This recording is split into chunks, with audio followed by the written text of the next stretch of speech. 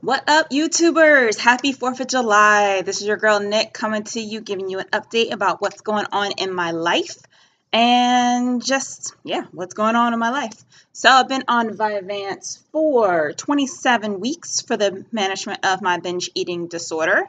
Have hit some bumps in the road recently. I had a procedure done a couple of days ago in the operating room with biopsies, and I don't know if it was just the stress of the procedure or the medication they gave me, because they gave me Xanax before they knocked me out, and I was like out of it the whole day.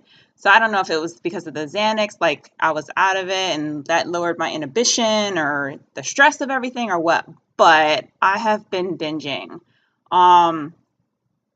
Today's Wednesday. Monday, I binged. As soon as I got home, I just started eating, and I couldn't stop eating.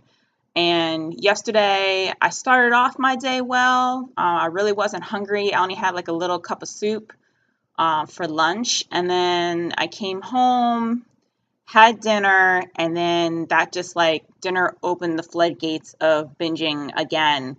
So I'm not really sure what happened or what went on there. If it was just like the stress of dealing with the procedure and the anesthesia, the Xanax, the day of the procedure was also the 2-year anniversary of when I was admitted to the hospital with aspiration pneumonia and sepsis and almost died.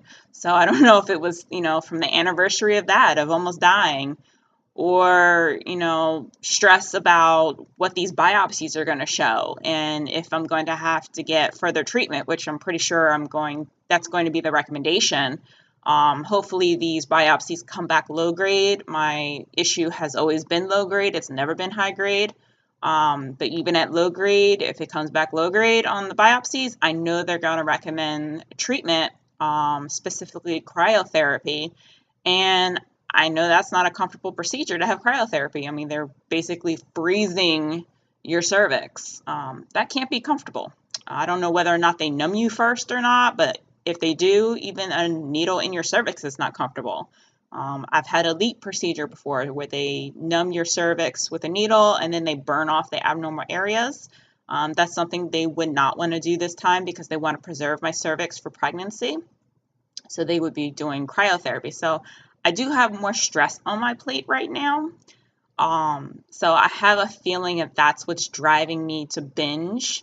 I also have my stepson coming to visit us next week, and that's always extra stressful. I'm not going to get into, the whys and hows of why that is really stressful, but it definitely is added stress, both to my life and my marriage. My stepson is 18 years old. He's a junior in high school, and he lives in the Midwest. We live on the East Coast. So he doesn't see his father that often. That's a whole other can of worms. I'm not getting into that. But so I have a lot of stress on my plate. I'm just now realizing that as I'm talking to you guys, I have a lot of added stress on my plate right now. So no wonder why I'm binging. Duh. Wow. Okay, Nicole. Just totally had a light bulb go off that's why I'm binging, because I have a lot of stress. But I'm trying to tighten up on that. Today's a new day. I'm trying not to beat myself up too much. I am a little disappointed in myself that I've been binging, and it definitely has affected the number on the scales. Last week I had gotten all the way down. Y'all, I was so close to Wonderland. I had gotten all the way down to 201. 201. And with me binging, I did have a cheat meal. I think it was Friday. I had a cheat meal. And me binging yesterday and Monday, I am back up to 206.6. So I literally gained 5 pounds in the last week, or last couple days, actually. So I'm trying not to beat myself up too much about that. It's not going to help the situation. It's just going to make me feel worse and makes me more prone to binge again. So I'm trying not to beat myself up about that. My husband also pointed out that he knows that I was binging, and that's why I gained weight. I wish he had like said something when he noticed I was binging, be like, hey, babe, so what's going on with the eating here? Just say something, kind of clue me in, because y'all know when you get to binging, you're not thinking clearly, you're not thinking rationally, you're just eating and eating and eating until you are so stuffed and so full, like you feel like you're going to be sick. Like there is no logic there. So I really wish my husband would have stepped in and like called me out on it, which I'm probably gonna have to talk to him about. Like I need his help when he sees me do stuff like that. Um, so yeah, so I'm trying not to beat myself up. Binged, a couple times lately. Um, Also wasn't watching my macros on keto the last 2 days either. I don't even want to look back at my Fitness Pal to see how badly I messed up with keto. I'm sure I'm out of ketosis at this point, and I'd be starting from scratch again to get back into ketosis. So I decided that I was going to tighten up and tighten up on my macros, as well as, really watch what I eat, because I'll do really well with my eating up to a certain point in the day, and then I'll see I have this surplus of calories on my Fitness Pal, and in my mind, that's like, oh, I get to eat more because I have all these calories left for the day. And I shouldn't do that. I should just, I'm not hungry. I shouldn't eat. But I see that as I have, sometimes it's 500, 600, 700 calorie surplus.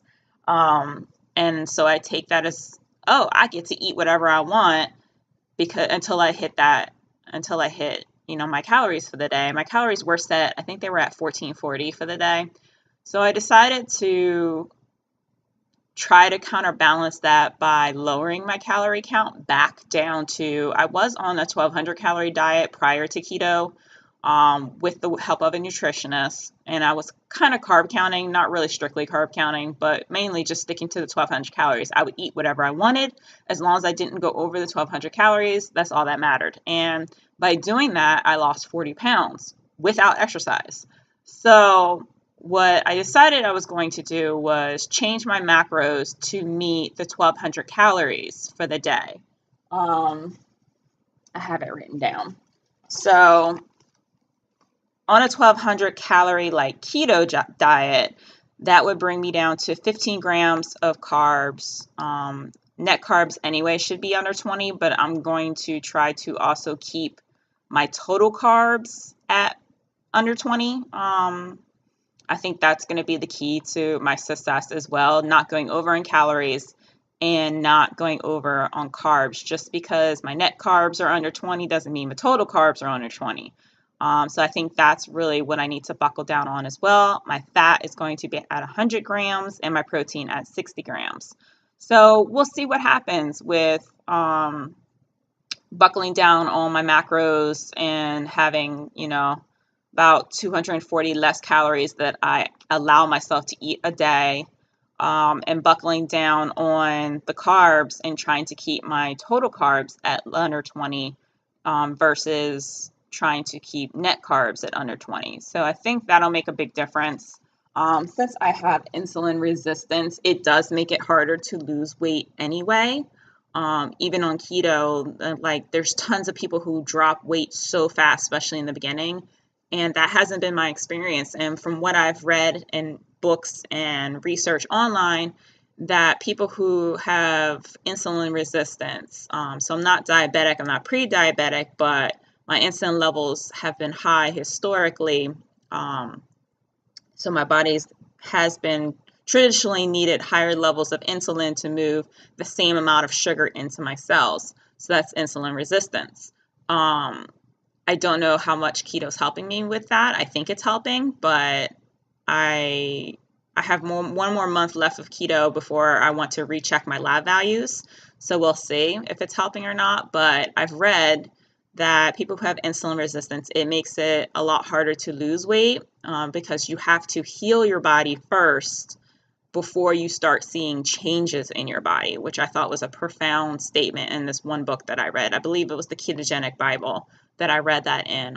Great book. If you guys want to pick that up on Amazon, it gives you a lot of history of the ketogenic diet, and it goes into the science behind it, and different factors that affect it. I'm still reading it. I haven't finished reading the book yet, but it's been a really great resource.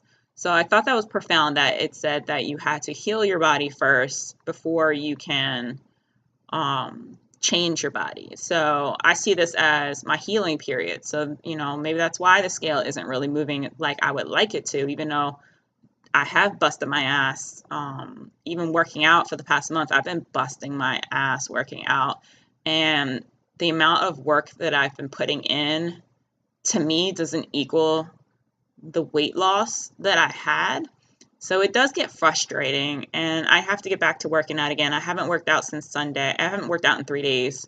I really have no motivation to work out right now. I know I need to, but I have no motivation. So I do need to get back on that gravy train of working out, because that's going to help my heart, it's going to help my lungs, and it's going to help my overall well-being and weight loss anyway. So that's what's been going on, you guys. I binged a couple days, I gained weight, have a lot of stress on my plate right now. So we'll see what's happening. I've been keto for 11 weeks now.